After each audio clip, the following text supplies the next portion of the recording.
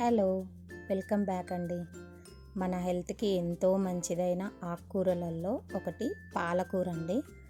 పాలకూర ఫ్రైని సింపుల్గా 3 ఇంగ్రీడియంట్స్తో ఎలా చేయాలో చూద్దాం రండి. పాలకూర, ఆనియన్, వెల్లుల్లి ఈ మూడింటితో చూద్దాం. పాలకూరని కట్ చేసి వాష్ చేసుకొని ఆనియన్ని కూడా కట్ చేసి పెట్టుకోవాలి. వెల్లుల్లి పీల్స్ చేసి పక్కన పెట్టుకోవాలి. ఇప్పుడు స్టవ్ పైన కడాయి పెట్టి అందులో కొద్దిగా ఆయిల్ వేసి ఆయిల్ హీట్ అయ్యాక జీలకర్ర, ఆవాలు, మనం ముందుగా కట్ చేసి పెట్టుకున్న ఆనియన్స్ వేసి ఆనియన్స్ కొంచెం కలర్ మారేంత వరకు ఫ్రై చేసుకోవాలి.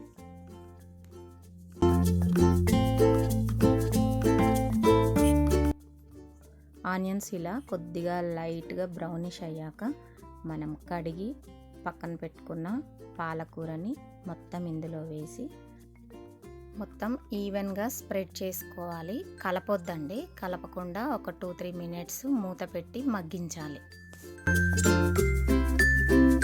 మనం ముందుగా వెల్లుల్లిని ఇలా పొట్టు తీసి పెట్టుకున్నాం కదా, దాన్ని మనం కచ్చా పెచ్చాగా దంచుకోవాలి.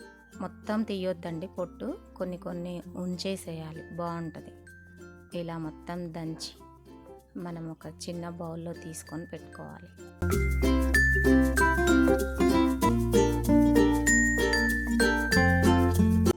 3 మినిట్స్ తర్వాత మనం మూత తీసి చూసారా మొత్తం దగ్గర పడింది. నేను ఒక 6 కట్టలు తీసుకున్నా అండి. 20 రూపీస్ పాలకూర. ఇది మొత్తం వేసినప్పుడు ఎక్కువగా ఉంది, చూసారా మొత్తం దగ్గర పడింది. ఇప్పుడు ఇందులో కొద్దిగా సాల్ట్ వేయాలి. పాలకూరలో సాల్ట్ కంటెంట్ ఉంటుంది, చూసుకొని వేసుకోవాలి. కొద్దిగా పసుపు వేసి మొత్తం ఒక్కసారి బాగా మిక్స్ చేసి ఇంకొక 2 మినిట్స్ మూత పెట్టి మగ్గించాలి. 2 మినిట్స్ తర్వాత ఇలా వాటర్ అంతా బయటకు వచ్చేస్తుంది. ఇలా మధ్యలో మనం పార్టీషన్ చేసుకొని అందులో మనం ముందుగా దంచి పెట్టుకున్న వెల్లుల్లి, 1/2 టేబుల్ స్పూన్ కారం వేసి మొత్తం అంతా మిక్స్ చేసుకోవాలి.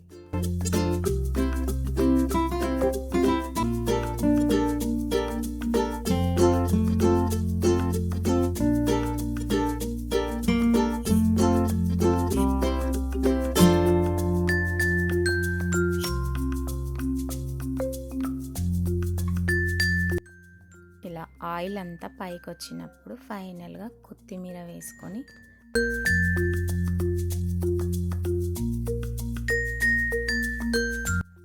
స్టవ్ ఆఫ్ చేసుకుంటే ఎంతో టేస్టీగా ఉండే పాలకూర ఫ్రై రెడీ అయినట్టే అండి.